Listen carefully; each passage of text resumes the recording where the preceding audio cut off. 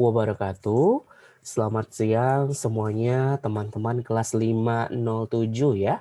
Salam sejahtera untuk kita semua. Om Swastiastu, Namo Buddhaya, salam kebajikan. Jumpa lagi kita teman-teman 507. Ini sudah masuk semua sepertinya ya. Silakan beberapa yang videonya belum aktif, silakan diaktifkan. Kangen nih saya sama kelas 57. Kayaknya lebih dari 3 minggu, 4 minggu kita nggak ketemu ya.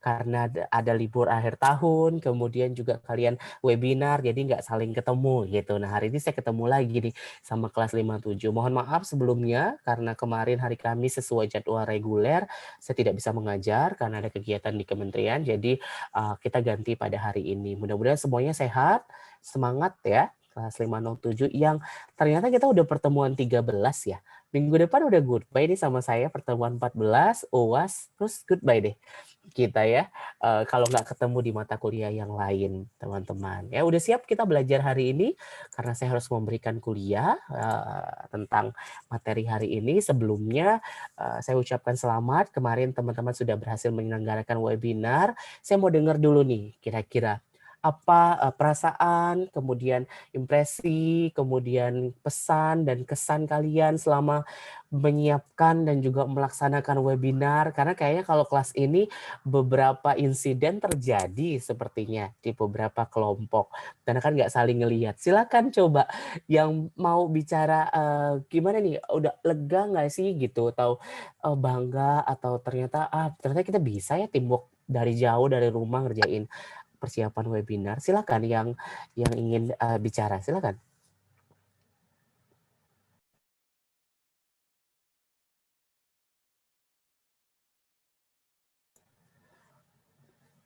Ayo, masa malu-malu nih udah pertemuan 13.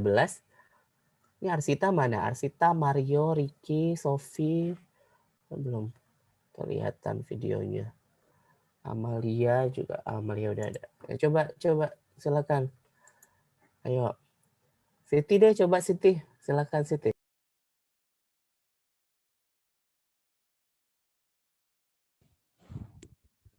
Selamat siang, Pak.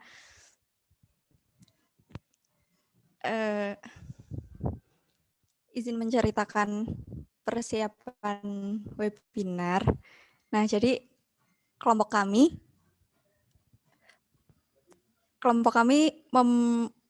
memiliki 2 narasumber, saya sendiri dan Anissa. Lalu yang lain ada Renanda sebagai host dan diketuai oleh Amalia. Lalu ada tim kreatif Aurora dan Arsita, terus siapa lagi? Sofia, terus Shirley. Awalnya itu kan di awal sudah dibagi tugas, yaitu saya dan Anissa sebagai narasumber. Lalu pada awalnya semua telah disiapkan. Kami juga telah berlatih selama 3 hingga 4 kali. Lalu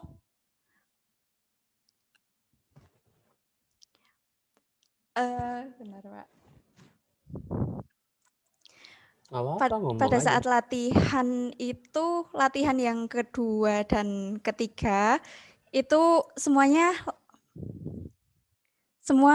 itu lancar-lancar saja, dan ya ada sedikit kendala, tapi masih bisa diatasi pada saat latihan. Selain itu, banyak masukan yang dapat kami gunakan untuk ketika webinar berlangsung agar lebih baik dari teman-teman kami sendiri, seperti itu. Nah, tetapi ketika pelaksanaannya ternyata koneksi Anissa yang biasanya paling stabil di antara kami semua justru mati lampu. Nah, kami salah karena tidak memperkirakan hal itu sebelumnya, sehingga sinyalnya sama sekali tidak ada. Jadi harus saya gantikan bagiannya seperti itu. Tapi waktu terjadi kebingungan narasumber yang kedua tidak ada, untungnya MC dan moderator bisa sedikit mengalihkan sehingga tidak terjadi kekosongan cukup lama. Menurut saya kerjasama timnya sudah cukup baik, masing-masing anak mengambil peran dengan sangat baik meskipun terjadi berbagai kendala, seperti itu, Pak. Iya, tapi jadinya banyak pelajaran yang dipetik gitu, Siti. Kalau Anisanya sendiri gimana, Ca? Iya, Pak. Hmm.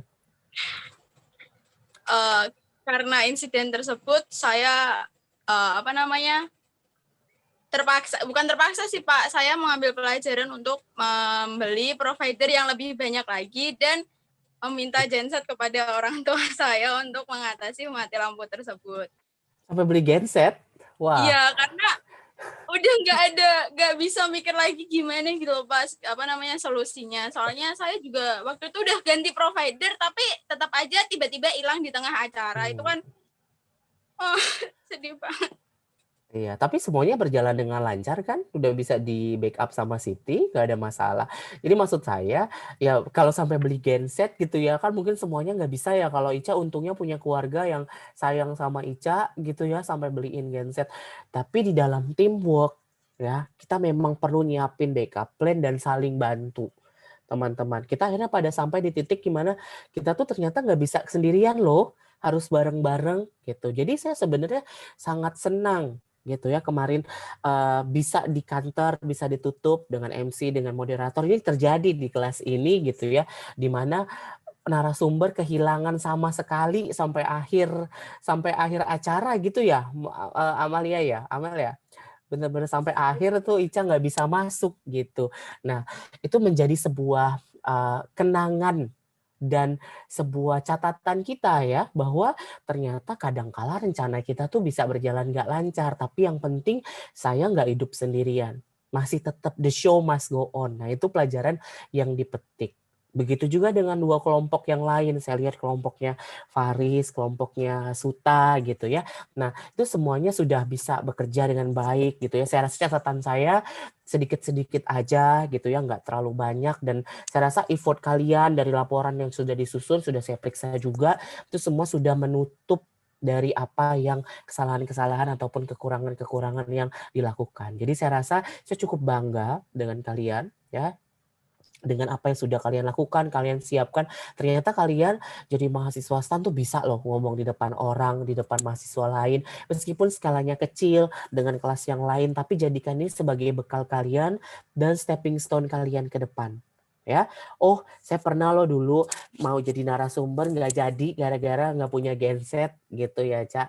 Tapi ini jadi bekal juga, jadi pelajaran aja yang bisa dipetik gitu. Oh, kelompoknya Faris tuh kalau di catatan saya audiensnya banyak banget yang matiin video, ternyata boleh dicek ya, nama-nama audiensnya masih banyak yang nggak seragam gitu ya. Itu beberapa catatan-catatan saja. Yang lainnya sudah bagus. Kelompoknya Michelle dan Suta, saya rasa kita sama-sama tahu juga mendapatkan pujian dari tamu pada waktu itu ya. Dan saya rasa sudah sangat baik yang dilakukan. Jadi saya bangga dengan kalian ya. Baik, mengawali pertemuan kita yang ke-13 yang nggak berasa sih ya. Akhirnya kita sampai ke pertemuan 13, minggu depan sudah pertemuan terakhir. Hari ini saya akan memberikan kuliah terkait dengan komunikasi massa dan komunikasi media sosial. Nah, ini menjadi salah satu materi yang sangat pamungkas di dalam komunikasi publik karena sangat relate, dan tentunya komunikasi materi hari ini seperti yang sudah saya sampaikan sebelumnya adalah hint ataupun materi yang akan diujikan di dalam UAS. Nah, untuk komunikasi massa memang panjang. Ya, dalam komunikasi massa itu panjang, nggak bisa 2 SKS, tapi saya coba akan mendeliver ini kepada kalian dengan cara yang mudah dan praktikal teori, karena ini basisnya teori komunikasi yang bisa Anda catat betul. Ya, jadi mudah-mudahan ini bisa membantu kalian mengerjakan UAS-nya. Ya, nah kita mulai dengan satu kata yaitu massa, komunikasi massa. Komunikasi massa itu apa sih, teman-teman? Ini beda nggak ya dengan komunikasi organisasi? Beda nggak ya dengan komunikasi kelompok? gitu. Sebelum saya sampai ke komunikasi massa, saya mau tanya dulu deh, anak-anak kelas 5, 7 ini, kalian semuanya tiap hari pakai internet dong, ya kan? Dan kalau nggak pakai internet tuh kayak mati gaya gitu kan ya? Kayak Ica tadi, kamu kehilangan internet sekian waktu, kamu jadi beli genset.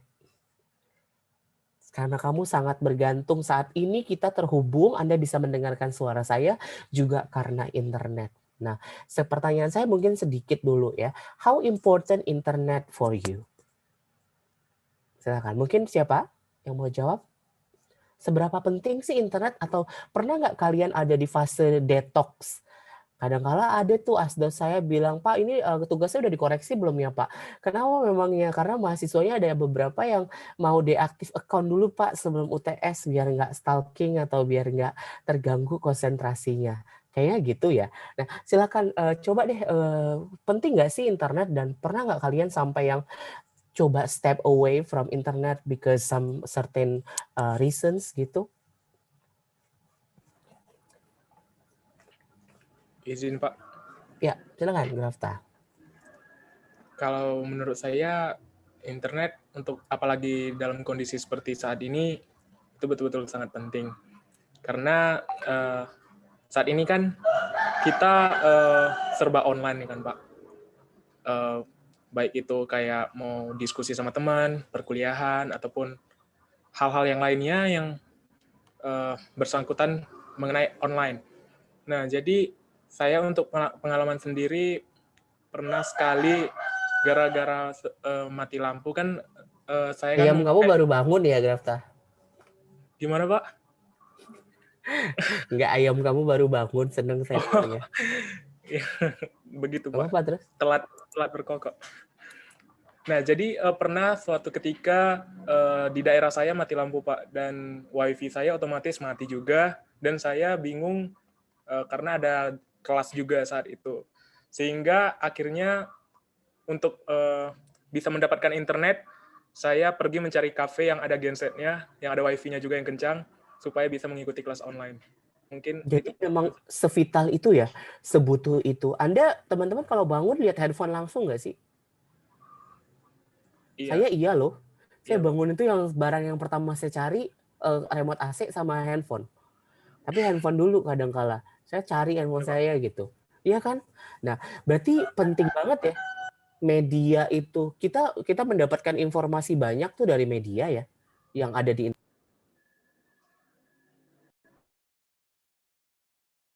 ya. Jadi sangat penting sekali gitu media itu di dalam kehidupan kita saat ini. Anda sangat terbantu, all the information you got itu berdasarkan dari apa yang ada di dalam handphone Anda.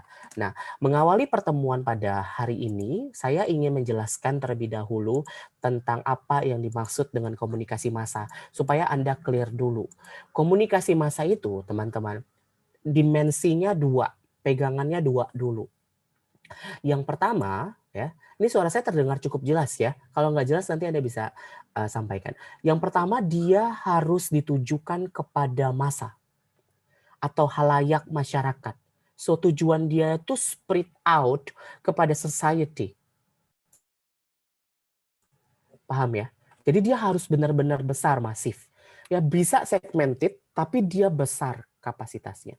Yang kedua, namanya komunikasi massa, dia menggunakan alat bantu melalui media massa. Jadi ada platformnya, ada medianya, ada kanalnya. Jadi dimensinya dua. Jadi kalau saya saat ini bicara dengan kalian di kelas ini, teman-teman, ini komunikasi organisasi, komunikasi kelompok. Ya, karena apa yang saya sampaikan nggak saya sebarkan di YouTube. Nggak pakai media massa. Apa yang Pak Direktur Stan sampaikan dengan mahasiswa di Student Center bisa jadi organization communication, bisa jadi mass communication. Kalau dia mass communication, tayangan Pak Direktur ngasih pidato itu di live kan di Instagram Pak Stan. So everyone can access it. Tapi kalau sekedar dia tidak melalui media massa di dalam komunikasi organisasi, itu dia masih dalam tahapan komunikasi kelompok. Jadi komunikasi massa itu ada di paling atas. Dia harus masif ke masyarakat, dia pakai platform yang accessible. Yang kita sebut dengan mass media. Sampai sini paham? Jadi jelas ya bedanya massa communication itu gini. Harus pakai media, harus ke publik. Yang kedua, kita tahu dulu elemennya. Elemennya yang pertama, dia sumber. Udah pasti dong, komunikasi itu ada sumbernya. Sumbernya itu adalah komunikator massa. Orang yang men-split, orang yang men-generate, orang yang menginitiate sebuah mass communication. Dia bisa orang, bisa public figure, bisa badan, bisa sekelompok orang, bisa bentuk, macam-macam. Audiensnya jelas masyarakat, pesannya the message in mass communication must be very public, must be accessible in public, must be general. Jadi dia pesannya itu orang akan dianggap tahu semuanya. Yang keempat prosesnya ini sama dengan proses komunikasi pada umumnya. Dia bisa satu arah dari sendernya, bisa juga dia dua arah dari receivernya dan saling. And the last but not the least, mass communication will talk about the context. The context will be a social context. Social context ini maksudnya apa? Social context berarti bahwa komunikasi massa itu akan bicara tentang what is happening inside the society. So it is all, it is from, and it is about the society. Paham ya? Jadi dia itu hidup di dalam masyarakat. So you know that something is viral itu karena komunikasi massa sedang bergerak di sana. Gitu ya. Anda semua tahu bahwa Raffi Ahmad disuntik vaksin terus pergi pesta. Karena dia dimasifkan, konteksnya sosial, pesannya general di dalam media massa. Ya, tidak ada perdebatan di sana. Itu elemen-elemen dari komunikasi massa. Nah, selanjutnya saya lanjutkan dulu dengan bentuknya. So you guys know and understand about mass communication. Bentuk komunikasi massa itu ada beberapa, teman-teman ya. Dari mulai ini sebenarnya jadul ya, televisi jelas. TV ya, TV itu adalah media massa, radio gitu. Ada nggak hari ini yang masih dengerin radio? Mungkin nggak banyak, tapi ada. Gitu ya. Nah, kemudian surat kabar. Nah, ini pemantik saja. Nanti kalian catat pertanyaan ini, nanti kita akan coba diskusikan menjawab lebih lanjut. Surat kabar. Surat kabar. Saya nggak yakin anak-anak 57 itu beli koran tiap hari. Saya pun nggak pernah beli koran lagi. Karena saya membaca berita lewat handphone saya.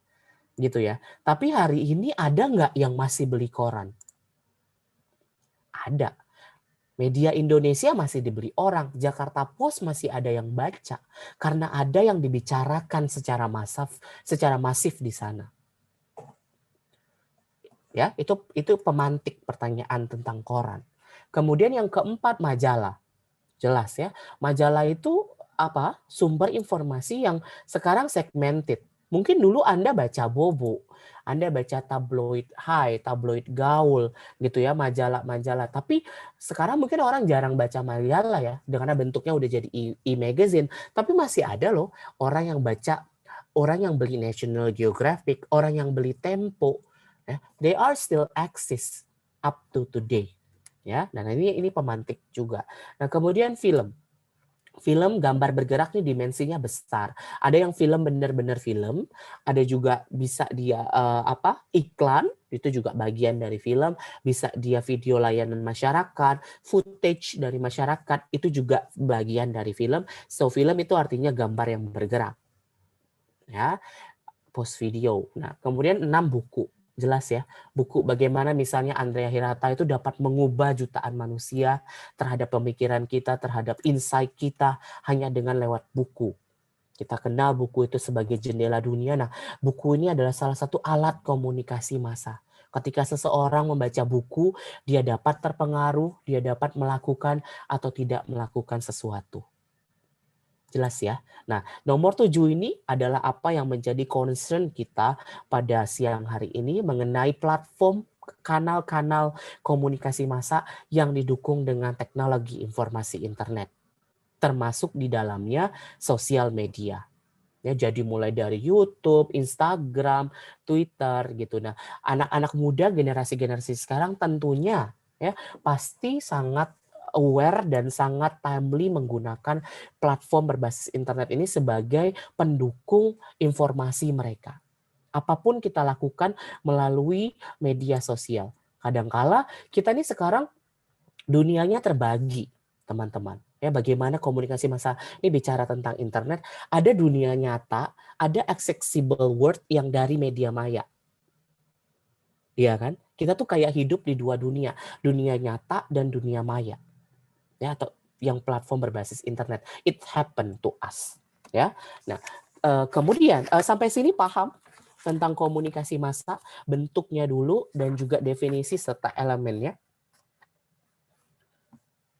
Paham ya? Oke, saya coba tanya dulu deh ke Anita. Nah, ini ada Anita. Anita, kamu kan main Instagram ya? Maksudnya kamu mengakses dan memiliki media sosial, entah Facebook, Instagram, Twitter, Tinder, gitu ya, kalau ada. Nah, kamu kalau Instagram tuh punya referensi nggak sih? Ada nggak sih akun Instagram yang kamu selalu lihat setiap hari, kayak jadi akun favorit gitu? Tentu ada Pak, selebgram-selebgram yang setiap harinya tuh selalu update gitu. Apa referensi kamu? Misalnya kamu suka yang lifestyle atau olahraga atau fashion atau apa gitu? Kalau saya sukanya lebih ke yang mereka punya konten-konten lucu gitu sih Pak. Konten-konten lucu gitu ya? Kayak siapa tuh? Kayak Keanu, Kekehi, Iya, kayak Keanu, Fadil, ya, kayak gitu. Nah, pertanyaan saya selanjutnya, dulu kamu nggak kenal mereka kan? Keanu itu siapa sih dulu? Satpam kan ya? Apa tukang ojek ya? Maksud saya, kok dia jadi terkenal ya? Kok kita bisa tahu? Iya, dulu nggak kenal sih Pak, saya juga kenalnya juga belum lama. Tapi kalau setahu saya mereka juga bisa outstanding tuh karena dia juga kenal sama selebgram lainnya gitu Pak. Relasi juga. Oke, gini maksudnya Anita. Kamu kenal dia karena Instagram itu ngenalin dia ke kamu, atau kamu cari tahu tentang dia? Oh iya, itu peran Instagram juga yang peran media. Ya. Gitu kan? Jadi kamu tahu seseorang, kamu tahu berita penting karena media menyodorkan itu di depan muka kamu. Iya nggak sih teman-teman? Media mengantarkan itu ke depan kita. Nah, saya langsung lanjut ke fungsinya untuk memberikan gambaran kepada kalian kenapa orang-orang itu bisa terkenal dan bisa nggak terkenal. Ya, kenapa orang seperti Keyi itu followernya 10 juta misalnya. Nah, kita bahas dulu fungsinya. Fungsi dari komunikasi massa ini jelas. Yang pertama dia menghibur, ya, atau entertain. Anda bisa lihat bagaimana kita bisa terhibur dengan melihat video-video lucu yang 19 detik saja bisa menghibur kita, menghibur jutaan orang. So, itu punya fungsi untuk menghibur. Ya, jelas itu clear. Yang kedua dia bisa convincing dan persuasive tujuannya. Ya, jadi misalnya Anda tahu saat ini bahwa siapa orang pertama di Indonesia yang divaksin COVID, yaitu Presiden Indonesia sendiri. Jadi dia menyampaikan pesan kepada masyarakat untuk meyakinkan bahwa vaksin itu harus dilakukan. Vaksin itu aman, suci dan halal. Itu yang dilakukan oleh seorang presiden untuk meyakinkan, mempersuasifkan kita masyarakat. Nah, yang ketiga menginformasikan. Jelas. Ya, misalnya kalian jadi tahu informasi terkini, adanya berita, adanya sesuatu yang viral, misalnya tentang viral kuliner, viral tempat wisata, yang sebelumnya Anda nggak tahu, tapi komunikasi massa bisa menginformasikan itu. Jelas. Nah, yang menarik adalah yang keempat, teman-teman, menganugerahkan status. Jadi, maksudnya apa menganugerahkan status ini? Menganugerahkan status ini artinya bahwa ternyata media melalui komunikasi massa bisa membuat seseorang itu terlabelkan, menjadi viral, menjadi penting, atau menjadi musuh. Kita sebelumnya nggak tahu loh bahwa Baim Wong itu dianggap sultan, Atta Halilintar itu dianggap sultan. Media menganugerahkan status itu pada mereka. Jadi punya peran sekali komunikasi massa dalam menganugerahkan status seseorang. Paham ya sampai sini? Jadi yang lucu siapa, yang keren siapa, itu media punya peran di sana. Princess Sarini, dia kalau nggak tahu media, dia bukan siapa-siapa. Tapi media bisa menganugerahkan statusnya. Begitu kerennya sebuah komunikasi massa. Ya, nah itu pemantik saja. Nah kemudian membius. Nah membius ini lain lagi. Membius ini apa maksudnya? Media itu mampu membius kita. Satu contoh, saya mau tanya deh, siapa ya di sini ya? Mungkin Putri. Nah ada Putri ya. Putri, kamu kenal nggak sama yang namanya Jeffrey Nicole? Tahu Pak, nggak kenal. Tahu. Ya, kenal, tahu gitu ya. Nah, kamu dapat impresi apa dari melihat seorang Jeffrey Nicole? Aktornya yang bagus sih Pak. Kan setelah dia ada kasus, tapi dia masih bisa main film kayak gitu. Jadi aktor yang lumayan kasih brandingnya tuh bagus. Nah, oke, thank you Putri. Jadi sewaktu kita tahu sama-sama Jeffrey Nicole itu aktor, kemudian dia pernah terkena kasus narkoba. Kasus narkoba di Indonesia tuh nggak bisa ditolerir. Itu pasti dia akan diproses secara hukum. Nah, tapi kalau kamu lihat Instagramnya Jeffrey Nicole, ada nggak orang yang bilang, kakak nggak apa-apa, kakak semangat ya di penjara, gitu. Kita tunggu loh secepat pulang. Ada kan? Gitu ya. Misalnya Ariel, gitu, Giselle. Masih ada hari ini kalau kalian buka Instagramnya Giselle, masih ada yang bilang bahwa itu bukan Kak Giselle loh, kakak semangat ya. Meskipun kesalahan yang sudah seorang public figure lakukan. Vicky Prasetyo gitu ya. Kalian bisa lihat TV isinya orang-orang seperti apa. Nah ini kita memberikan picture-picture. Artinya apa? Artinya media itu ternyata bisa membius segmentasi-segmentasi tertentu. Jadi masyarakat itu akan tetap setia. Ya, segitu dahsyatnya. Jadi ada die-hard fans dan die-hard hater yang bisa dibuat oleh media sehingga kita jadi benci banget, kita jadi sayang banget meskipun apapun yang dia lakukan. Ya kan? Ariel, dia pernah di penjara, teman-teman. Ya, tapi dia menjadi ikon. Ya, tetap banyak yang suka sama Ariel. Luna Maya. Nah, itu kita coba gali situ. Jangan itu bekas koruptor misalnya atau apa. Nah, kalian bisa lihat itu. Jadi maksudnya media punya kemampuan untuk membius segmentasi, membuat orang tetap percaya, membuat orang tetap benci. Paham ya? Clear ya? Oke. Nah, yang terakhir jelas bahwa media itu punya kemampuan atau fungsi untuk menciptakan rasa persatuan. Maksudnya jelas bisa TVRI, ya dia bisa menyambungkan informasi dari satu tempat ke tempat yang lain. Ya ini jelas. Jadi menciptakan rasa persatuan. Mungkin ada di daerah di Indonesia yang masih cuma dapat TVRI. Mungkin aja ada. Ya, yang Indosiarnya masih semut-semut, Trans TV-nya masih semut-semut. Gitu ya. Nah, ini menjadi sebuah fungsi dari komunikasi massa untuk bisa menyebarkan informasi dan menciptakan rasa persatuan. Jadi kita saling tahu, saling prihatin, dan saling cinta dengan rasa persatuan yang dibangun oleh komunikasi massa. Oke, baik. Nah, saya lanjutkan ke teori komunikasi massa. Jadi kalau kita belajar tentang komunikasi massa, udah paham tadi, ya, kita akan mengenal dulu teori-teori komunikasi massa. Jadi dia berbasis keilmuan teori. Ya, kita mulai dengan yang pertama adalah teori langkah ataupun step teori. Nah ini gampang. Teori langkah ini ada 3, teman-teman. Teori 1 langkah, teori 2 langkah, teori multi langkah. Ya ini dipahami betul. Kalau dia yang pertama saya mau bahas teori 1 langkah. Teori 1 langkah ini disebut dengan hypodermic needle theory ataupun ballet teori, teori jarum suntik, ya hypodermic needle theory atau teori ballet atau teori peluru. Artinya apa? Artinya media sebagai komunikator massa, dia punya peran yang sangat vital dan sangat esensial untuk menginjeksi dan mengendalikan masyarakat. Atau kita kenal dengan propaganda.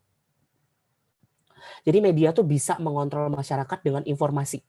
Dia berikan informasi, kita bisa terpengaruh. Kita bisa nggak terpengaruh. Kita bisa terpropaganda dengan media. Jelas ya? Gampang ya? Clear ya? Media punya peran dengan gunakan teori satu langkah, masyarakat itu diinjek supaya percaya atau tidak percaya. Clear? Satu. Yang kedua, teori dua langkah. Teori dua langkah atau two-step teori ini artinya dia nggak bisa media itu gerak sendiri.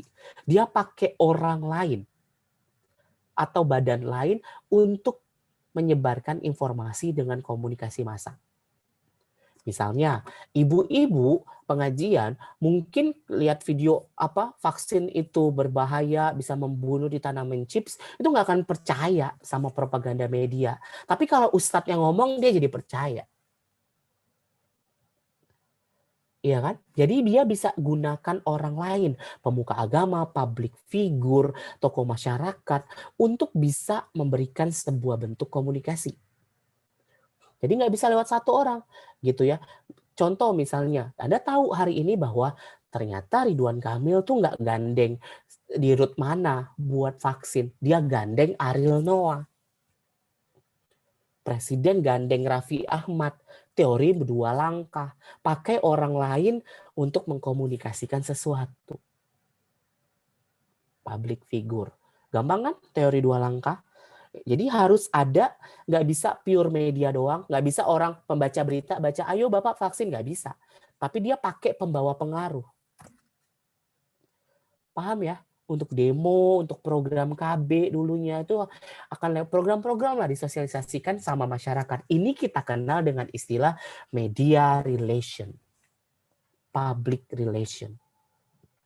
Teori dua langkah. Nah yang terakhir adalah teori apa? Teori multi langkah. Teman-teman, multi step, jelas dari namanya, artinya bahwa saat ini ya kondisinya ini sangat timely ya dengan multi langkah. Multi langkah ini artinya dia dari segala arah, nggak hanya dari sumbernya, tapi kita melihat dari sisi receivernya. Masyarakat itu punya peran dalam memviralkan sesuatu, dalam mass communication. Bentuknya macam-macam. Satu, bentuk multi langkah ini kita ya, anak-anak muda kalian ini. Kita tuh kadang-kala ada orang yang nggak percaya dengan media, ada orang yang juga nggak percaya dengan pembawa pengaruh. Nggak mental tuh, satu langkah, dua langkah mental. Jadi dia orang-orang yang sangat concern, kritis, dan cross-check validitas. Karena mereka aware dengan potensi hoax, gitu ya. Sehingga mereka akan melakukan multi langkah. Yang pertama dalam bentuk complaint compliance. Ya, kita komplain. Anda pernah dengar ada orang komplain Grab, kemudian Grab-nya dipecat? Segitu dahsyatnya sebuah komplain menjadi viral. Ya, nah ini multi langkah dari bawah. Yang kedua misalnya, pernah dengar dulu kali ya, enggak dulu sih, baru-baru ini ada boykot produk Prancis? Ya, because itu dari masyarakat. Media sama public figure nggak gerakin, tapi itu dari masyarakat. Because they see what happened in France, then they become the movement. Ini multi langkah. Kemudian media nangkap itu diviralkan. Tapi gerakannya dari bawah. Paham ya? Kemudian ada juga pihak-pihak, ini yang ketiga, pihak-pihak yang dapat mendesak ataupun mengadu ke kanal-kanal. Beda dengan compliant. Jadi gini, kalian bisa lihat banyaknya akun-akun kayak viral terkini ataupun footage yang dari footage aja gitu ya, kemudian bisa jadi viral. Misalnya ketika dimention ke Pak Presiden, kemudian langsung ditangani ke para penggiat-penggiat masyarakat, kemudian jadi viral informasi itu. Jelas ya? Misalnya Deddy Corbuzier, ya. Deddy Corbuzier itu apa sih dulunya? Kok penyihir ya? Dia ilusionis ya? Kok jadi penyihir? Deddy Corbuzier. Dia ilusionis. Dia tuh dulu tukang matain sendok, teman-teman. Tapi saat ini kayaknya semua hal yang viral dikonfirmasinya di close the door. Diklarifainya di sana, iya nggak sih? Itu multi langkah, ya. Nah, itu nanti dari Corbuzier panjang lagi di yang teori yang lain. Saya akan buktikan itu, ya. Paham ya, multi langkah. Jadi satu langkah, dua langkah, multi langkah, gampang gitu. Satu teori dapat komunikasi massa. Yang kedua teorinya namanya teori difusi inovasi atau innovation diffusion. Ini artinya apa? Ini gampang. Teori difusi inovasi ini artinya bahwa ternyata komunikasi massa itu dapat mempengaruhi orang untuk melaksanakan sebuah proses yang baru. Jadi mereka ini dari namanya diffuse, mendiffuse sesuatu ya, mendiffuse sesuatu sehingga orang itu dapat mendapatkan inovasi atau proses baru yang ada di dalam masyarakat. Pertama dia akuisisi, dia evaluasi, kemudian dia mau adopsi atau penolakan. Nah, teori difusi ini menyebabkan, ini untuk menjawab, teori difusi inovasi ini membagi orang di dunia ini dalam segmentasi. Apa saja? Dia bagi orang-orang tuh ke dalam 6 kelompok, teman-teman. Yang pertama itu inovator. Inovator ini orang-orang yang very, very timely and very, very fast to adopt innovation. Agile. Jadi mereka mungkin bukan pencetusnya, tapi mereka bisa tahu lebih awal dan gunain itu. Ini anak-anak generasi Z, anak-anak muda yang sangat dekat dengan teknologi. Jadi mereka inovator. Kedua, adaptor awal. Ini dia pembawa pengaruh. Dia orang yang bukan inovator, tapi dia bisa membuat ini diterima di masyarakat. Ya, bisa public figure. Kemudian mayoritas awal ini mayoritas masyarakat yang mengikuti. Ya, ini kita sebut dengan trend follower. Orang-orang yang ngikutin tren. Pasar yang sangat besar ini ada di mayoritas awal dan mayoritas akhir. Mayoritas akhir dia ngadopsi agak belakangan. Yang kelima, dia ada laggards atau kelompok yang tertinggal. Ini mereka yang paling terakhir mengikuti inovasi dan mengikuti jejak-jejak dari kelompok terdahulu. Yang terakhir kita punya diehards. Diehards ini adalah kepala batu. Orang-orang yang tidak mau dan tidak percaya dengan media. Mereka istilahnya anti, ya. Jadi mereka tidak pernah mengadopsi sebuah inovasi atau bentuk komunikasi massa. Dari sini kita jelas nih. Misalnya kompor gas. Hari ini ada nggak masih yang nggak pakai kompor gas? Masih ada. Bukan karena dia nggak mampu, tapi mungkin karena dia jualan, terus dia mikir harus tetap pakai tungku biar rasanya enak. Ada ya? Jadi itu dipengaruhi, dia nggak mau, dia laggards. Tapi ada yang hari ini mayoritas awal akhir pakai kompor gas, inovator pakai kompor yang udah nggak pakai api, nggak pakai gas, tapi panas. Paham bedanya? Handphone. Ada nggak hari ini yang masih pakai handphone, nggak ada internetnya? Ada. Nggak banyak, tapi ada. Laggards. Ada yang pakai handphone paling baru. Hari ini ada, kemarin ada yang ngantri, ya, iPhone 12 baru keluar dia ngantri. Ada yang hari ini nggak tahu cara pakai iPhone. Jadi maksudnya segmentasi-segmentasi ini yang bikin orang punya preferensi. Jadi ini menjawab kenapa orang tetap beli surat kabar. Kenapa orang tetap beli majalah. Kenapa ada yang selalu pakai e-magazine. Jelas, nggak usah jauh-jauh kita. Zoom. Saya pribadi ya. Waktu awal sebelum pandemi saya nggak tahu Zoom apa. Kalian mungkin nggak tahu ya. Kita kan nggak pakai. Tapi hari ini kita bisa pakai, kita bisa operasionalkan dengan sangat mahir. Iya kan? So, kita inovator awal, kita mayoritas. Tapi ada orang yang hari ini nggak bisa pakai Zoom. Ini segmentasi. So, kita tahu Zoom, kenapa? Karena komunikasi massa, media ngomongin Zoom. Kalau enggak, kita nggak tahu. Clear ya? Jadi di-diffuse, dari namanya, dikenalkan, disampaikan, dan orang terpengaruh. Orang pakai. Hari ini mungkin cewek-cewek udah pakai Scarlet Beauty, tapi ada yang hari ini masih pakai sabun batang jadiin sabun muka. Gitu. Ada juga gitu ya. Ada yang udah ya ini komunikasi massa. Bagaimana bisa disampaikannya melalui sebuah mass communication. Bagaimana kita bisa viral places gitu ya, jalan-jalan ke neraka cek gitu misalnya kan. Jadi dengan kayak gitu aja kita jadi tahu neraka tuh kayak apa. Penasaran jadinya kita pengen ngunjungin neraka gitu. Jalan-jalan ke Mangga 2 cek gitu kan.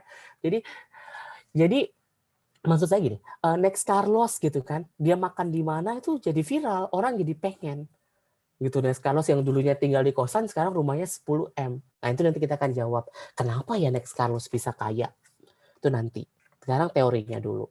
Udah 2 teori ya, clear ya ini ya. Nah, hari ini saya pinter nih, dosennya pinter banget hari ini. Yang ketiga, teorinya namanya kultivasi atau cultivation theory. Cultivation theory ini gampang. Cultivation ini bicara, namanya cultivate ya. Cultivate itu mengkultivasikan sesuatu. Artinya media ini adalah sarana kita di mana kita akan belajar tentang society. Tadi balik ke konteks sosial. Kenapa ya dia tentang masyarakat? Karena dia akan ngenalin isi dunia. Sesuatu yang faktual, sesuatu yang viral, sesuatu yang terkini. Media itu akan selalu dynamic, komunikasi massa. Nggak akan dia ceritain kasus 20 tahun yang lalu. Pasti akan selalu berubah. Ini nilai-nilainya, kebiasaannya. Gitu ya, teman-teman. Jadi dengan nonton drama Korea, yang sebelumnya Anda nggak tahu apa-apa tentang Korea, jadi tahu makanannya. Iya kan? Dulu kan nggak tahu. Mungkin dulu Ica cuma makan nasi sama pecel. Sekarang dia udah tahu namanya ramyun, namanya tteokbokki, dia jadi tahu. Iya kan? Nah, itu karena kita mengenalkan kultur. Nah, orang Amerika juga nggak perlu datang ke Bali buat tahu, oh ternyata dengan video Wonderful Indonesia, Bali itu indah banget ya. Ini mengkultivasi sesuatu. Nah, apa konsekuensi negatif dari orang yang kecanduan teori kultivasi? Apa jeleknya media di sana? Jeleknya teori kultivasi ini bilang bahwa ketika kita terlalu kecanduan pada sebuah mass communication melalui media, ya, media itu dapat mengubah citra realitas kita dengan citra yang kita inginkan. Jadi kalau kita kebanyakan nonton Suara Hati Istri, ibu-ibu, dia akan jadi insecure sama pasangannya. Saya nggak ngerti ya, Suara Hati Istri itu dari jam 9 sampai jam berapa, habis Suara Hati ada lagi gitu. Jadi media punya peran penting, jadi kita kalau banyak nonton ini tuh kita jadi insecure sama orang, mudah cemburu sama pasangan. Padahal itu citra realitas, oh ini nggak realistis. Nggak usah jauh-jauh. Kita habis nonton film satu, kadang-kala kebawa ya bapernya 3 hari. Jadi berasa ada di dalam film, jadi berasa jadi korban. Iya nggak sih? Gitu. Habis nonton dengerin lagu gitu, jadi berasa ini gue banget. Ini mass communication. Teman-teman, dia mengkultivasi Anda. Nah, konsekuensinya itu, kadang-kala kita jadi citra realitasnya beda. Ya kan? Clear ya? Paham ya? Maksud bagaimana media ini mengkultivasi kehidupan kita. Ya, itu. Pintar lagi nih dosennya.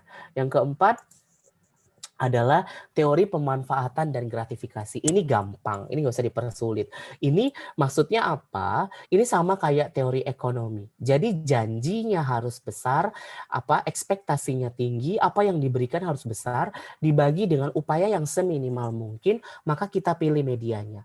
Kita sudah tahu bahwa kita ini pasar, media itu bertaruh audiens, bertaruh pasar karena mereka berkaitan dengan penjualan. Jadi makin gratis, makin diminati. Ya enggak? Makin murah, makin oke. Kita nggak beli surat kabar, nggak usah bayar, ada detik.com. Ya kan? Netflix bayar, kita pakai KW-nya, Indo XX1 misalnya. Gitu kan? Jadi apa ya? Maksudnya jelas upayanya harus minimal, imbalannya sebesar-besarnya baru kita pilih media itu. Ini teori ekonomi di dalam komunikasi massa. Jadi kalau makin mudah aksesnya, makin murah, makin cepat, makin orang suka. Nggak ada orang yang suka aplikasi lemot delete. Iya kan? Ini peran dari teori pemanfaatan dan gratifikasi.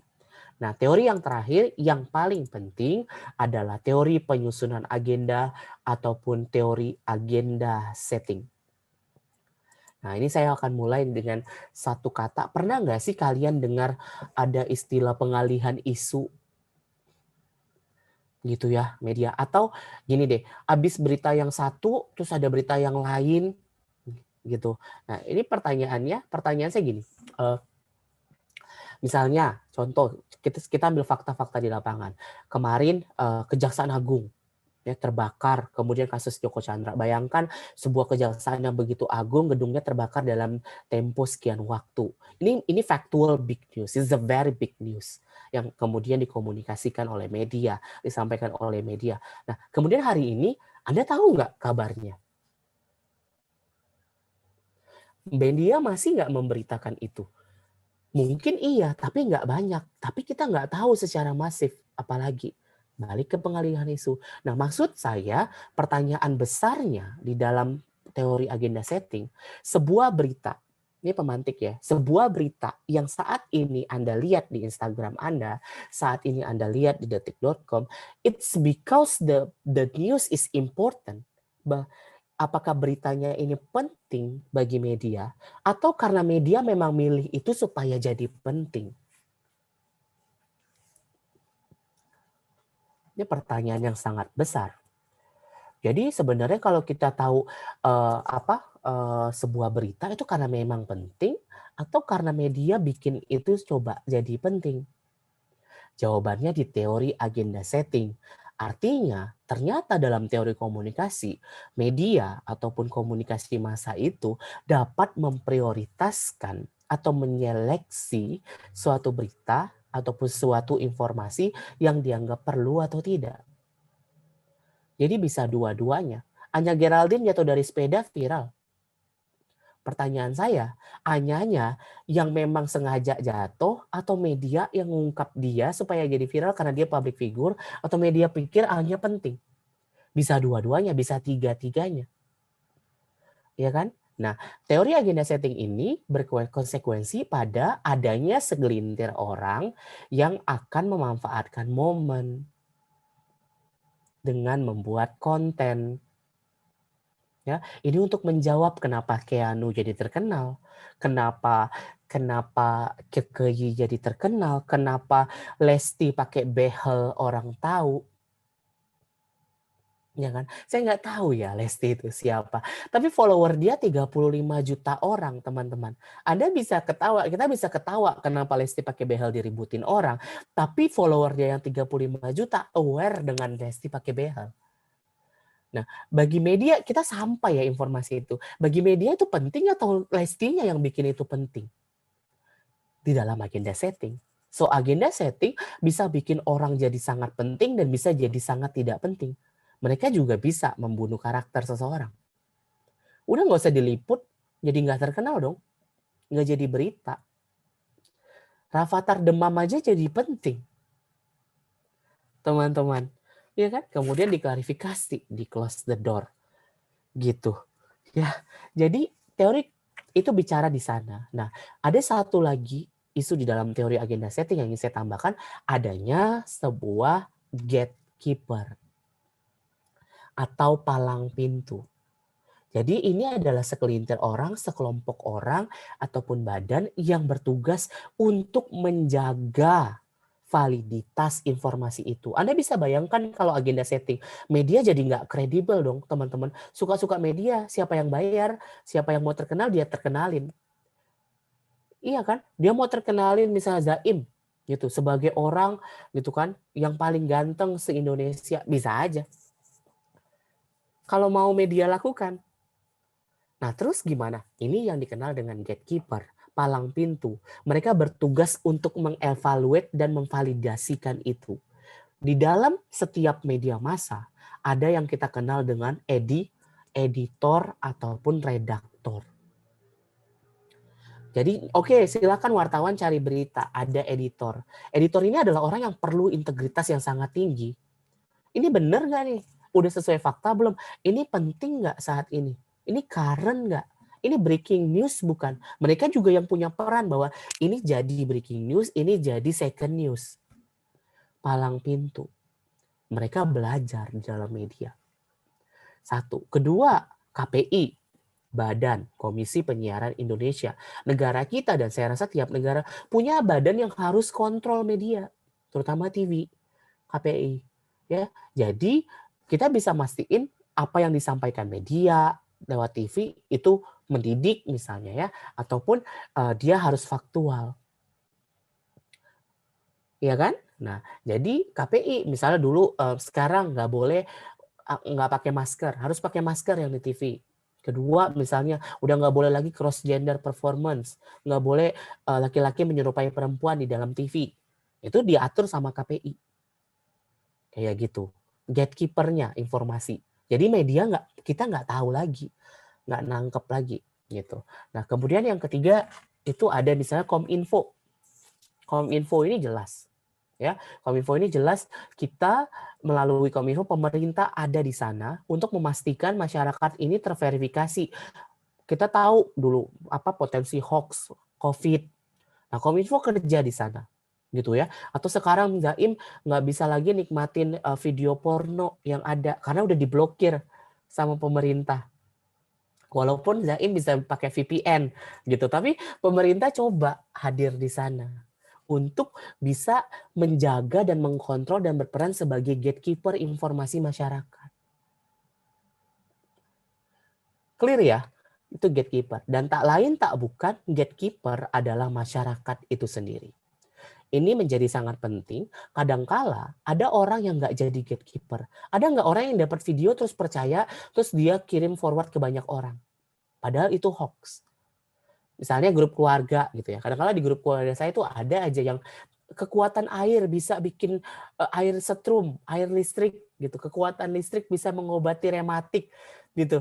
Dengan profesor siapa? Nah, bagi saya akan cross check. Oh, profesor ini nggak ada loh di Jepang. So it is actually hoax. Saya nggak akan percaya. Kita adalah gatekeeper bagi diri kita sendiri. So, ketika Anda tidak tahu Lesti pakai behel, it's not because media itu nggak bisa diffuse kalian, tapi kalian punya gatekeeper bagi diri kalian. Saya memang nggak follow, itu bukan referensi saya nggak percaya. Kalau tadi kekuatan air bisa nyembuhin rematik, gitu. Karena saya punya kemampuan untuk meng-cross-check validitas sebagai gatekeeper diri kita. Paham? Gitu. Tapi ya ini dipengaruhi oleh banyak hal dari latar belakang usia, pendidikan, ya, sosial budaya, kultur termasuk ekonomi mempengaruhi tingkatan gatekeeper seseorang. Gitu. 35 followernya Lesti tadi saya bilang, ya kan? Ya, itu siapa yang mudah-mudahan adalah di kelas ini yang followernya Lesti. Nggak apa-apa. Ya. Saya rasa itu, teman-teman. Teorinya. 5 teori kalian dapat hari ini. Nah, kemudian saya tambahkan sedikit tentang public relation atau kehumasan di dalam komunikasi massa. Sekarang gini, pertanyaan besarnya. Jadi kalau kayak gitu, media kerjanya gimana ya dapat duitnya? Kita misalnya lihat deh, siapa sih orang-orang yang ada di TV itu? Itu kayak misalnya Soimah, Raffi Ahmad, Ruben Onsu, itu kan terkenal. Mereka kaya banget loh. Banyak duitnya loh teman-teman. Banyak banget. Pertanyaan saya, mereka dibayar sama siapa sih? Sama orang yang punya TV kah? Sama siapa yang mereka dibayar? Kira-kira. Siapa yang mau bayar mereka? Yang mau bayar mereka ada yang kita kenal dengan istilah advertisement atau iklan. Iklan adalah komponen yang paling penting di dalam media. Kenapa? Karena ternyata kita tahu, karena agenda setting hari ini, ada orang, segelintir orang yang mau mengeluarkan daya ekonominya, ruang fiskalnya dalam hal ini membayar uang untuk bisa terkenal. Untuk bisa dicintai masyarakat, untuk bisa dikenal masyarakat. Gitu. Saya lari ke brand awareness. Sekarang, Suta, kamu kalau beli pasta gigi bilangnya beli apa? Beli odol, Pak. Beli odol. Odol itu merek. Google. Let's you Google. Odol itu merek. Kalau enggak beli pasta gigi. Gitu. Kalau misalnya Avan gitu ya, Avan ke warung, beli gitu ya. Beli Indomie, padahal yang dia ambil sari mie isi 2 lagi. Jadi apa ya? Maksud saya kita kenal aware dengan brand itu. Beli Aqua, padahal yang dia ambil le mineral yang ada manis-manisnya. Jadi ada le mineral kita nggak tahu kan? Gitu kan? Kalau tadi Suta beli beli odol gitu. Saya beli Sensodyne. Ya kan? Yang iklannya panjang, ibu-ibu ngomong itu. Sensodyne, gigi saya nggak sensitif lagi sekarang. Iya kan? So, jadi brand itu bisa terkenal karena dia membayar supaya dia dikenal masyarakat. Dia mengeluarkan ekonominya. Jadi Mata Najwa yang nonton 20 juta orang juga sambil lihat kopi kapal api yang diminum Najwa. Terkenal mereknya. Jadi untuk dicintai, untuk ditrust, untuk mendapatkan kredibel sesuatu bagi pengusaha, penguasa, bagi segelintir orang, mereka perlu memanfaatkan media. So media bisa men-setting itu. Agenda setting itu bukan artinya buruk ya. Agenda setting itu bisa artinya ya memang disetting karena kamu bayar saya tayangkan. Nah ini artinya juga bisa punya potensi orang-orang yang bisa memanfaatkan momen menjadi pencari viral. Barbie Kumalasari misalnya ya. Ya. Terkenal kan? Terkenal. Di endorse banyak orang. Gitu. Vicky Prasetyo, orang-orang di TV lah. Kalian bisa ambil dan bisa nilai sendiri, menangkap picture sendiri. Gitu ya, mengenai hal itu. Nah, kemudian saya sedikit ke pemerintah. Terus pemerintah gimana? Kalau kayak tanya, di DJP gimana sih public relation-nya Pak, media relation? Maksud media relation itu artinya media itu berhubungan dengan orang banyak. Dengan iklan, pengusaha, dengan public figure, dengan pemuka masyarakat. Media berhubungan. Pemerintah juga punya media relation. Teman-teman, kita punya media relation dan memang menggunakan uang, tapi dalam bentuk promosi. Jelas dong kalau misal bikin banner, bikin iklan kan pakai uang. Tapi Anda bisa lihat di TV itu kan nggak banyak pemerintah ada. Kita nggak menguasai TV kan, nggak iklan tuh semuanya Kemensos, Kementerian Keuangan, Kementerian kan enggak. Karena kita nggak punya banyak dana untuk bisa bayar itu. Sehingga kita menggunakan kanal-kanal platform lainnya. Media relation kita itu bisa website kita, bisa Instagram kita, bisa Twitter kita, yang isinya menginformasikan, infografis, dan juga menjawab keluhan. Gitu. Misalnya saya tanya nih, Sophie pernah nggak nelpon call center? Belum pernah, Pak. Oh, belum pernah. Tapi kamu pernah nggak kayak komplain atau apa gitu melalui Twitter atau apa gitu? Kalau lewat Twitter pernah, Pak. Di Pernah. itu, Dukcapil, iya. Apa tuh? Apa? Bisa nggak dideskripsikan? Jadi dulu tuh saya mau itu kan Pak, komplain ke Dukcapil, kok data saya tuh belum tercantum di Dukcapil, terus saya DM lewat Twitter, terus ya gitu Pak, dibalas sama pihak sananya. Ditangani kan? Anda bisa bayang bagaimana swasta dan pemerintah itu fast respon di sana. Gitu ya, Twitternya Mandiri, misalnya Twitternya BUMN, Telkomsel, mereka bergerak di sana. Ini media relation. Karena tadi menjawab teori multi langkah. Kalau nanti dikomplain bisa rusak reputasi. Dijaga, di-maintain. Dapat ya pencerahan tentang komunikasi massa. Jadi ternyata media itu nggak polosan, teman-teman. Anda belajar hari ini, media tuh nggak polos-polos banget loh. Ada teori-teorinya yang dia pakai. Dan itu sangat kompleks. Gitu, tentang komunikasi massa.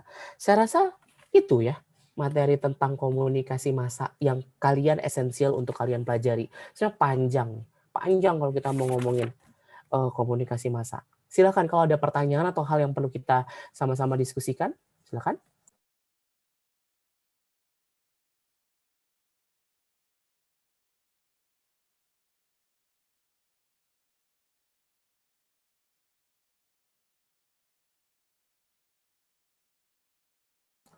Cukup jelas ya, clear ya kalau gitu. Nah, artinya kalian udah paham. Nah, UASnya itu akan nanya kalian bagaimana cara pandangan kalian terhadap sebuah komunikasi massa yang dibangun oleh sekelompok tertentu.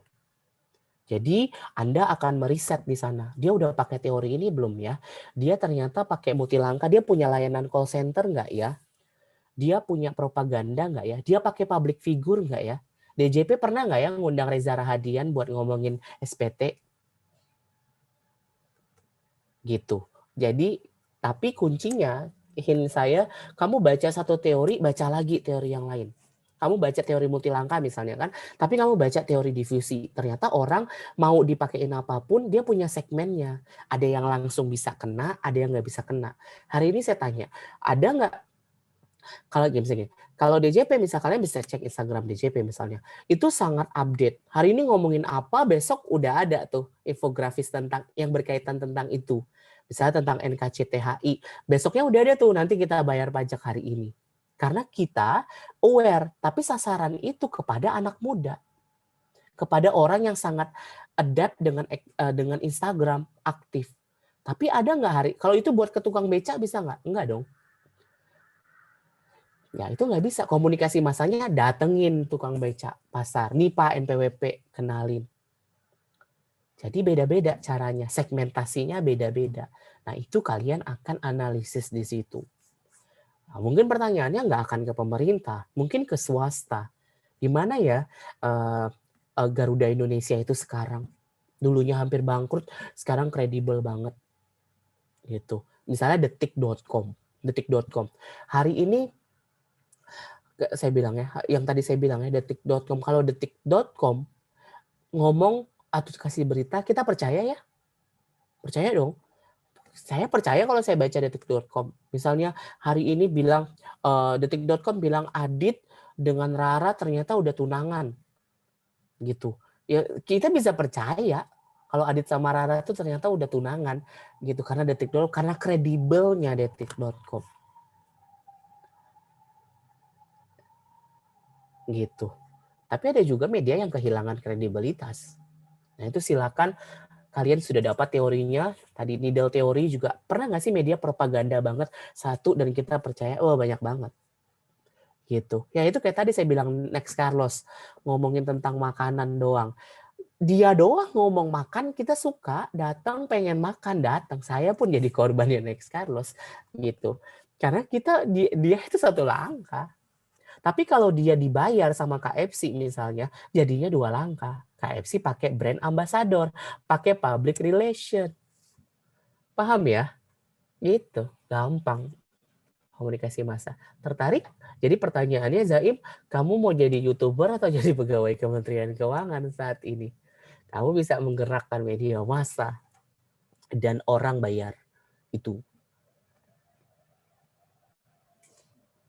Ya, gitu. Kira-kira. Nah, satu lagi yang saya ingin sampaikan ada terus kalau misalnya kita nggak punya uang atau nggak punya ini, kita nggak bisa dong diliput media. Ada yang kita kenal dengan media darling. Teman-teman, kekasih media. Siapa kekasih media? Adalah orang yang nggak perlu ngapa-ngapain juga akan jadi selalu target berita. Menteri Keuangan, pemerintah, presiden.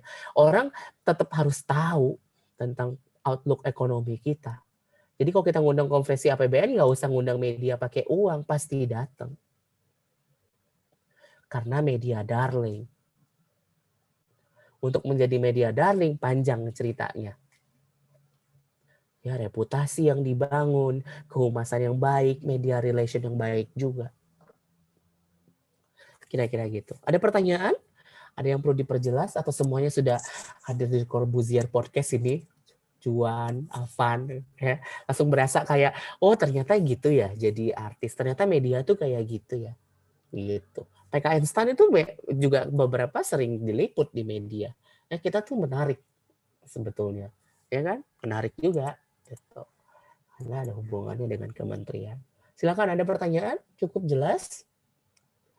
Jelas ya? Nggak ada yang nggak ngerti. Nanti teorinya kalian bisa baca lebih lanjut kan pasti punya waktu tuh. Nanti buat ngerjain UASnya baca lagi hipodemik teori itu. Saya cuma garis besar. Ya, insya Allah itu semuanya tepat. Kalian bisa kembangkan dan detailkan dengan riset kalian sendiri. Gitu. Oke, kalau gitu saya lanjutkan. Kelas 5-7 ini suka nggak ya kalau dikasih tugas? Yang jawab suka saya kasih A. Tapi bohong. Karena nggak akan ada yang suka tugas. Iya nggak sih? Siapa mahasiswa yang suka tugas? Nggak ada yang suka tugas, gitu kan? Yang bilang, Pak, saya sangat menyenangi tugas Bapak, beri saya tugas. Nggak ada. Nggak ada ya. Saya juga jadi mahasiswa nggak akan suka tugas. Kalau gitu, Anda akan tanding lawan saya. Saya lawan 30 orang di kelas kita. Kalau Anda menang, Anda nggak jadi dapat tugas. Kalau Anda kalah, semuanya ngerjain tugas. Boleh nggak? 30 orang lawan saya. Oke ya. Kalau kalah, Anda semua ngerjain tugas. Gampang banget mainnya. Saya tadi ngomongin brand awareness, saya cuma pengen tahu kalian udah kenal belum brand ini. Jadi tebak brand. Bagian dari komunikasi massa adalah brand awareness. Tebak brand. Jadi nanti sistemnya silakan kalau misalnya gantian. Jadi kalau misalnya jadi gini, saya punya beberapa yang harus ditebak gitu ya. Nggak boleh satu pun salah. Kalau salah satu semua ngerjain tugas langsung. Ya, jadi kalau Anda nggak yakin, silakan langsung teriak teman Anda, call a friend. Misalnya Dinda nggak tahu, langsung bilang Anita. Anita nggak tahu, sampai bisa kejawab. Nah, ketika udah bisa bener nih, saya bilang, oke, selanjutnya gitu ya. Nah, itu nggak boleh orang itu lagi. Jadi gantian. Kira-kira gitu? Ya, disiapin ya kalau gitu ya. Kalau gitu Michelle sama Mario siapin nih stopwatch 1,5 menit. 1 menit 30 detik. Coba deh latihan dulu. Kita latihan dulu boleh ya? Biar kalian kalahnya nggak telak-telak banget gitu loh lawan saya.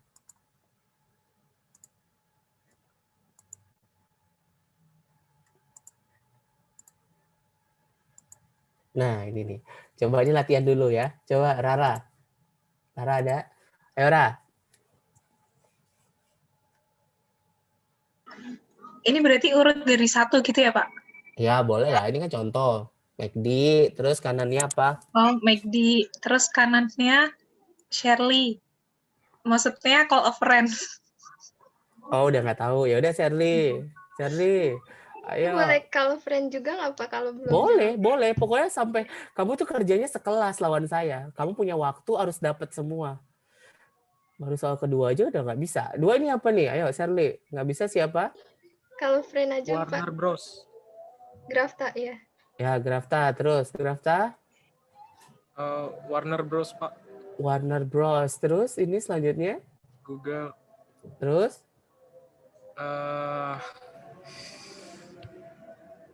Aduh, sering lihat Aduh. tapi Ini apa?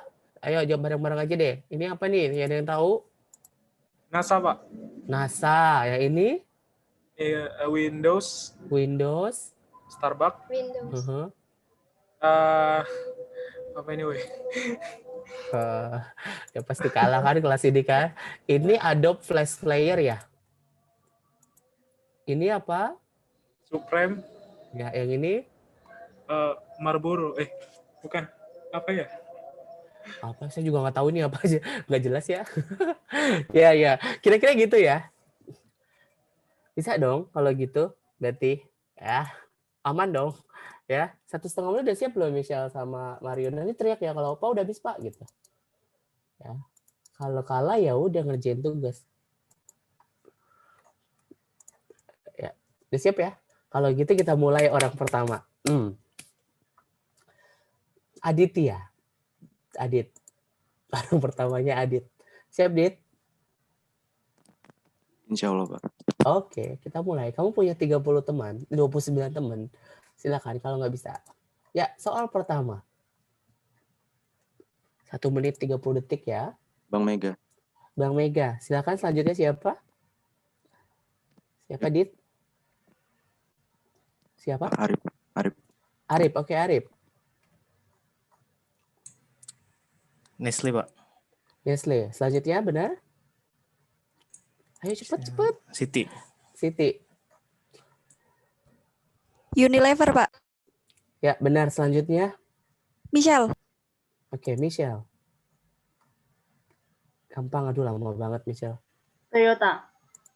Ya, selanjutnya? Juan. Ayo, lebih cepat ya teman-teman. Tinggal berapa menit tuh Michelle? Pertamina, Pak. Ya, selanjutnya? Afifa.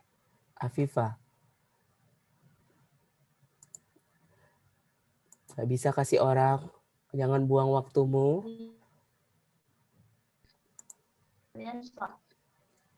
Apa?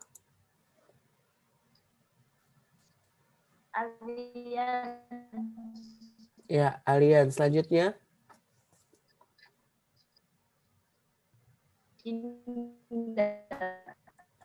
Siapa? Ya, silakan.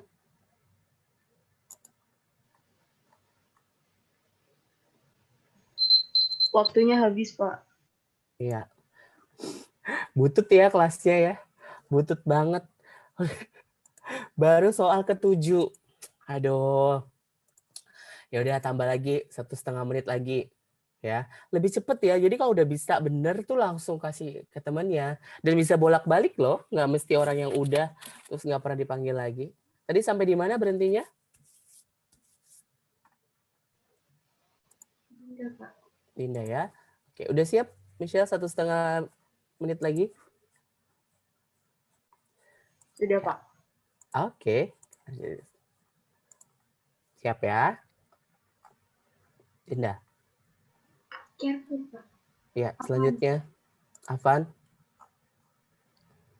PT KAI, Pak. Ya, selanjutnya. Grafta, Pak. Grafta. Excel. Selanjutnya. Mario. Mario.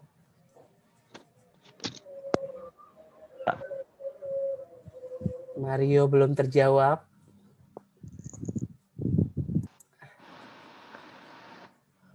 Mario belum terjawab.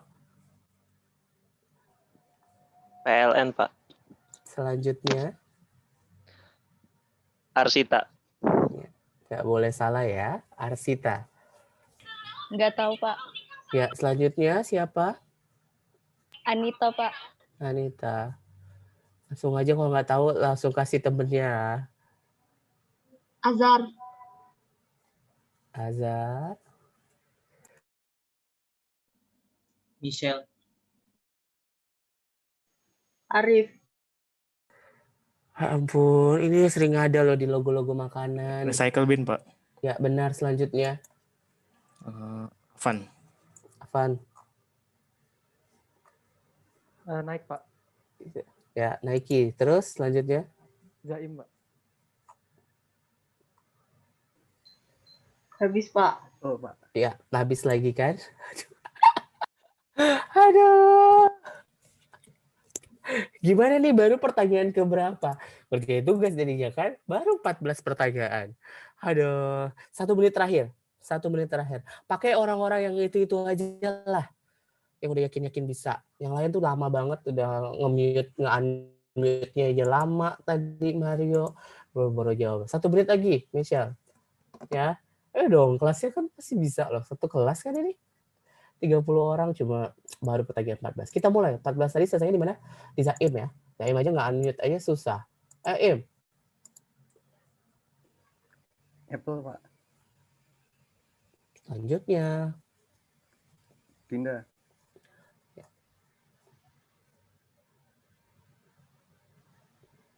Putri. Din, jangan buang waktumu, Din. Putri. Adit. Adit.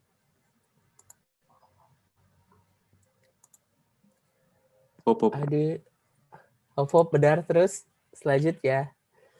Dinda. Einstein. Jawaban salah. Aduh, kelasnya ini apa teman-teman? Kementerian Kemenkeu. Kemenkeu. Ya udah jawab bareng-bareng semuanya. Dinda bikin kelasnya, Kak.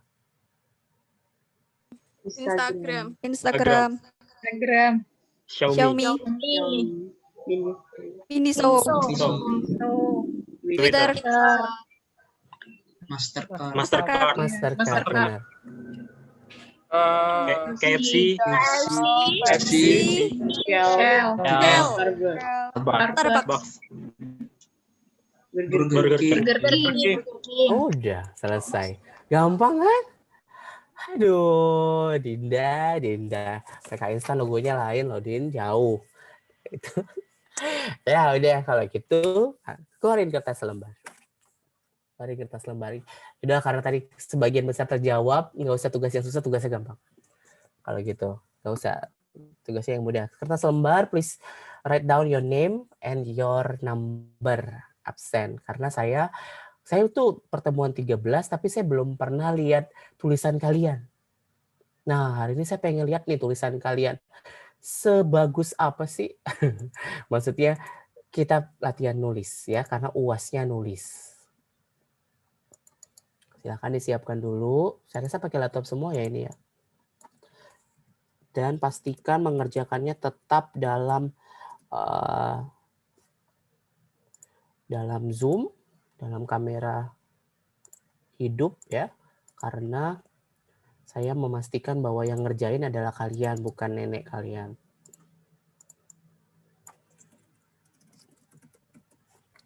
Udah tulis nama, sama tulis apa tuh nomor absen ya di kertas lembar. Silakan kertasnya bebas ya, mau kertas apa aja.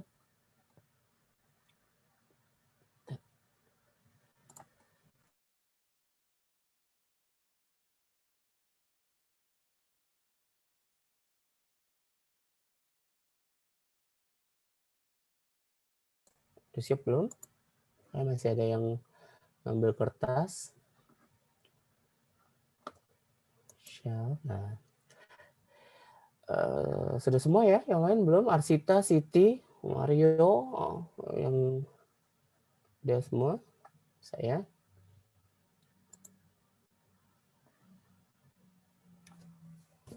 Oke, kalau gitu gini.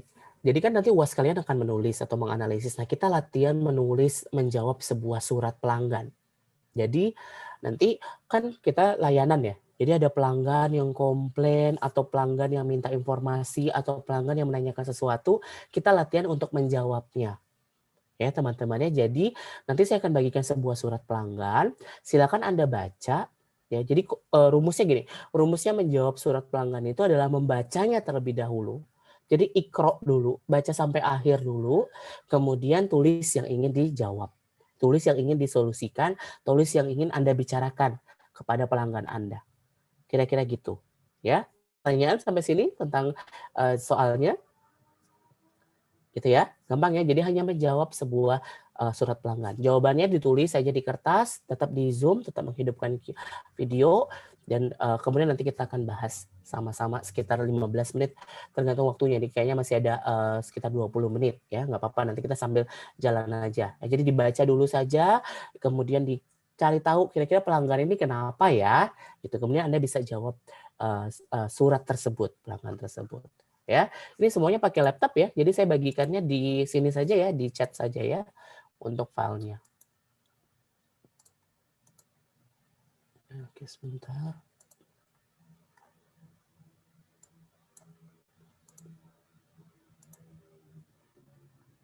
Ya, sudah. Silakan dibuka, dibaca dan dibaca dulu ya. Selamat mengerjakan, teman-teman.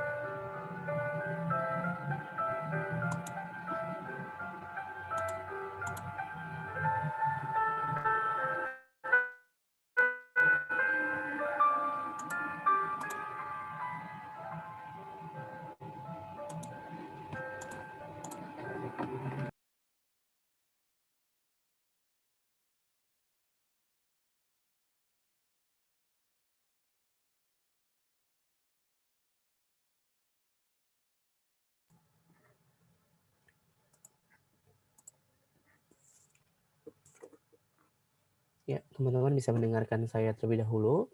Pekerjaannya ditinggalkan saja. Saya mau ngomong sama beberapa orang. Ica,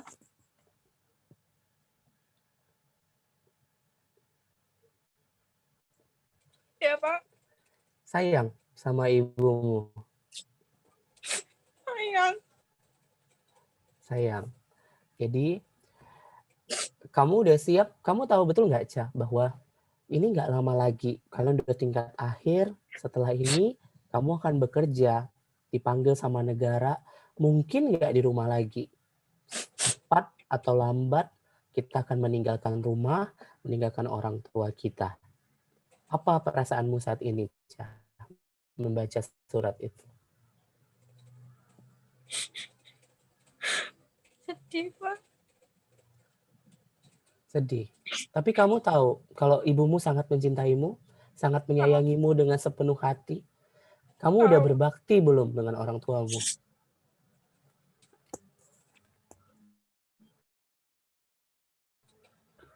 Baik. Terima kasih, Ica. Coba saya ke Dinda. Ada Dinda? Apa-apa, kita cerita ya ini teman-teman ya, saling berbagi. Dinda? Ya. Gimana Dinda membaca suratnya? Itu adalah pelanggan terbesar dalam hidupmu.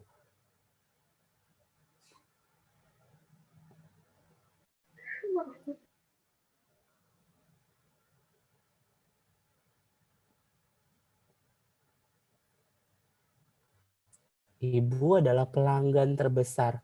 Nggak usah kita mikirin jauh-jauh siapa pelanggan kita, stakeholder kita. Tapi orang yang melahirkan kita, dia adalah pelanggan yang harus kita bahagiakan setiap harinya. Gimana Dinda? Masih bisa bicara? Kamu sayang nggak dengan orang tuamu, Dinda? Sayang.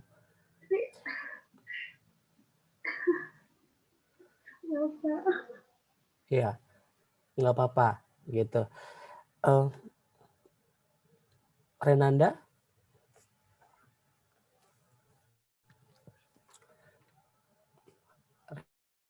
Renanda, biasanya anak cowok itu jarang ngobrol. Saya banyak menemui mahasiswa yang udah 2 semester ini di rumah, tapi juga jarang ngobrol sama orang tuanya. Kamu di rumah deket nggak dengan ibu? Cukup dekat. Deket ya? Gitu. Ibu, kamu sering cerita nggak tentang perasaan kamu, habis kamu baca PMK ini, habis kamu tahu kondisi, kamu stres nggak sekarang Renanda dengan kondisi yang ada? Lumayan, Mbak. Lumayan. Kamu ceritakan itu nggak ke orang tua kamu? Iya, Mbak. Iya. Apa yang mereka sampaikan Renanda?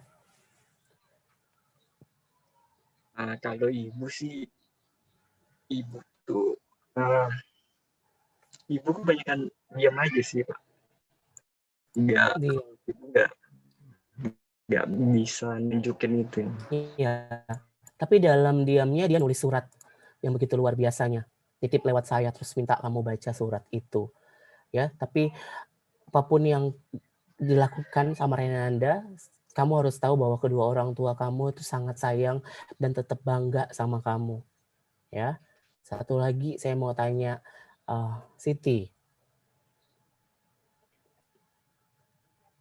Siti, setiap anak perempuan, kamu tahu betul bahwa ibumu tidak hidup selamanya dan dia punya kemungkinan untuk meninggalkanmu lebih dulu di dunia ini? Tahu. Kamu siap untuk kehilangan orang tua kamu? Tahun depan, kamu bekerja di instansi yang kamu mau, tapi kamu akan kehilangan ibumu suatu saat.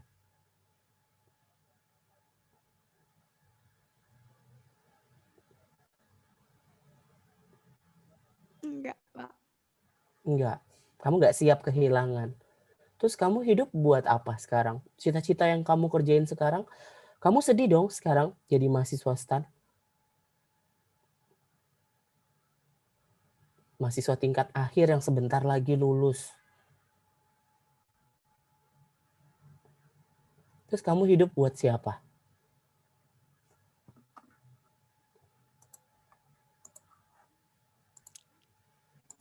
pengen banggain orang tua, Pak. Pengen banggain orang tua. Mereka sekarang udah bangga belum sama kamu, Siti?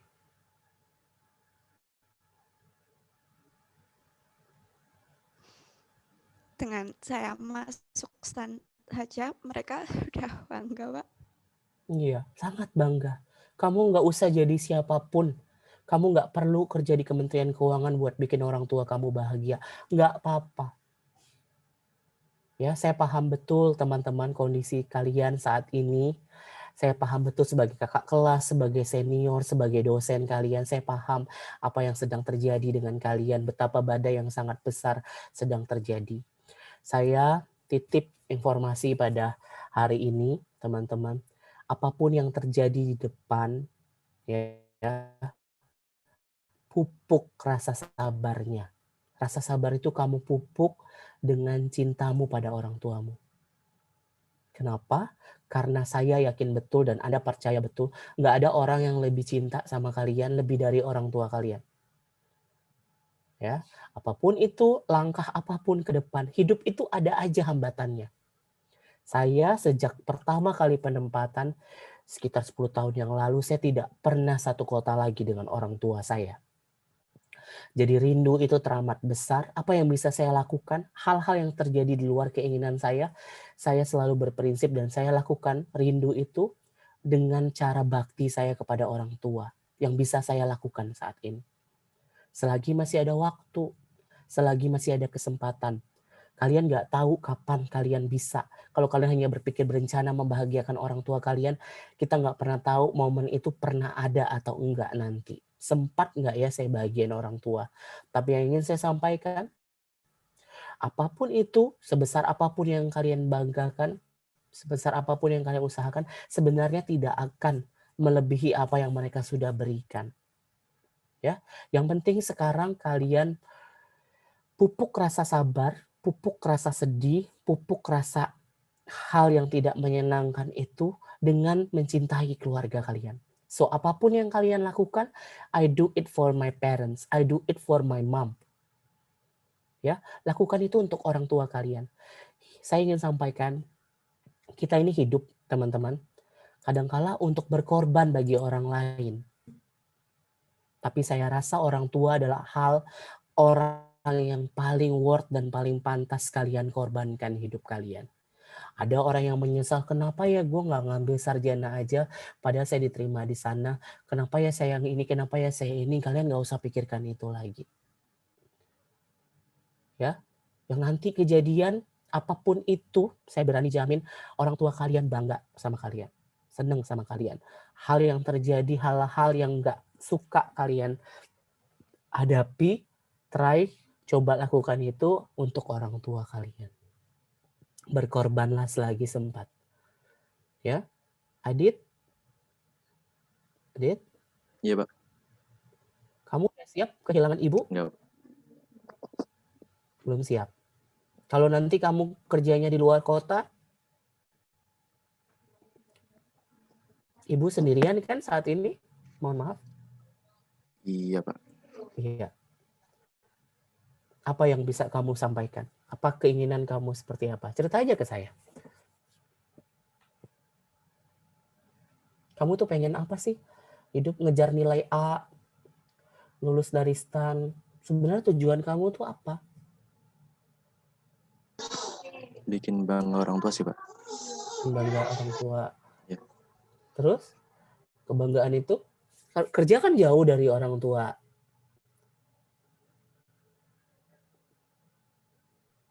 Mungkin bisa apa ya? Mungkin bisa lewat milih penempatan yang lebih dekat sama home base gitu, Pak. Jadi sedekat mungkin. itu bisa, kalau ya. Saya sangat berharap itu. Tapi kamu harus tahu hal yang terburuk terjadi, Aditya, bahwa kadang-kala hidup tuh nggak sesuai yang ingin kita inginkan. Dan nggak apa-apa. Memang itu konsekuensinya. Saya juga mikir gitu, kapan ya saya bisa penempatan home base? Dan sampai sekarang saya nggak pernah penempatan home base. Ya, ini konsekuensi kita. Dan ini sangat dekat, nggak lama lagi. So, kalian bisa merenung hari ini. Ya, saya membantu kalian bisa melihat kembali pelanggan kalian. supaya kalian tahu sebenarnya kita hidup itu buat siapa melalui surat itu. Tulis yang kalian inginkan seindah mungkin. Ya, surat itu nggak akan saya sampaikan ke orang tua kalian atau apa, silakan. Ya, kalian tulis yang ingin kalian sampaikan kepada orang tua kalian. Anggap saja surat itu akan terbang dan didengarkan oleh Yang Maha Mendengarkan. Ya, jadi tulis rasa cinta kalian yang selama ini kalian pendam, perasaan kalian bisa tulis di surat itu, dikomunikasikan di dalam sebuah surat. Nanti silakan saya beri waktunya, mungkin sampai besok nggak apa-apa. Kalian bisa tulis, ya tulis tangan sebanyak terserah, nggak banyak juga nggak apa-apa. Intinya kalian bisa mencurahkan apa yang ingin kalian sampaikan. Saya ingin memberikan sebuah kanal kesempatan bagi kalian untuk bisa menulis, karena saya paham betul apa yang kalian rasakan. Jadi kalian bisa rasakan dan balas pelanggan terbesar kalian itu. Kira-kira gitu ya. Untuk pertemuan minggu depan, ya, karena webinarnya sudah bagus, saya tidak akan memberikan tugas yang terlalu banyak. Minggu depan kita bertemu dalam sebuah. Jadi saya ingin teman-teman kita mau perpisahan 5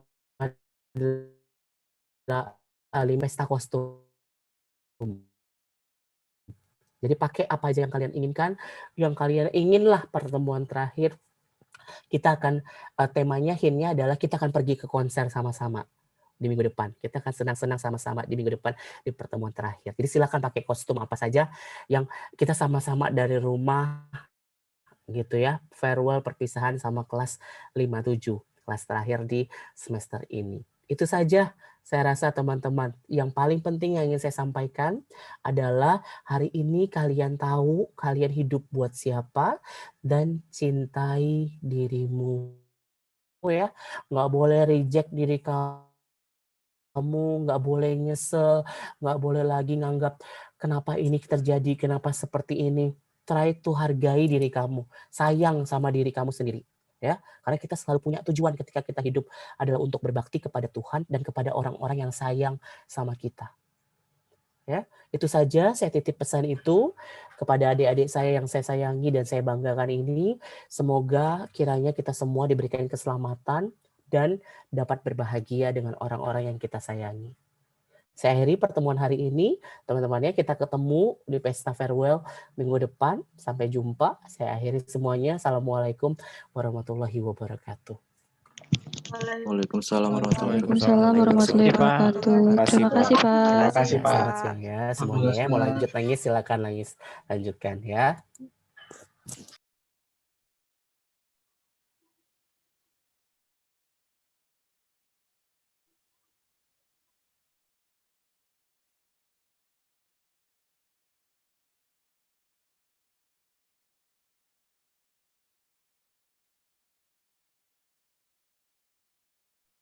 Tadi itu kenapa bisa anak tetangga masuk?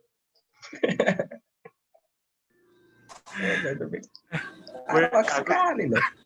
Aku tadi baca suratnya sambil ketawa-ketawa, jadi pasti bapak itu ngira aku. Matikan dulu recordnya. Aku lupa matiin kamera. Jadi aku bacanya nggak bisa puas aku ngomong.